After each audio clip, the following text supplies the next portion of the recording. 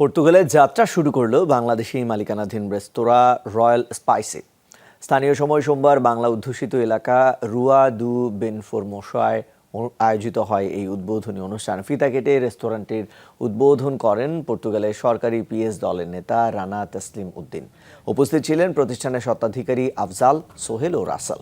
জানান, রেস্তোরাঁয় বাংলাদেশি ছাড়াও ভারতীয়, আরবীয় সহ বিভিন্ন ধরনের খাবার পাওয়া যাবে। অনুষ্ঠানে আগত অতিথিদের প্রতিষ্ঠানের পাশে থাকার আহ্বান জানান তারা। পরে কেক কাটা এবং দোয়া মাহফিলের মধ্য দিয়ে শেষ হয় অনুষ্ঠান।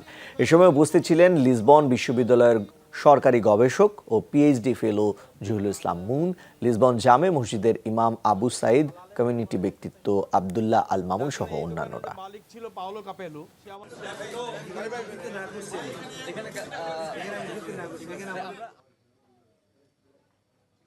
আমাদের রেস্টুরেন্ট রয়্যাল স্পাইসিতে আপনারা আমাদের খাদ্য তালিকায় আছে এশিয়ান কুজিনগুলো, আমাদের বাংলাদেশি ট্রেডিশনাল খাবারও আছে, গ্রিল বারবিকিউ আছে। আমাদের বাঙালি অধ্যুষিত এলাকায় যারা আছেন তাদের সবার জন্য আমরা খাবার পরিবেশন করি। তা আমরা চাচ্ছি একটু ডিফারেন্ট কিছু দেওয়ার জন্য, যাতে করে মানুষ একটু ডিফারেন্ট টেস্ট পায়। তা আমি আমাদের সকল কমিউনিটি যারা আছে প্লাস অন্যান্য দেশি যারা আছে সবাইকে আমি ওয়েলকাম করব আমাদের রেস্টুরেন্টে আসার জন্য, এসে আমাদের খাবার অ্যাটলিস্ট টেস্ট করার জন্য।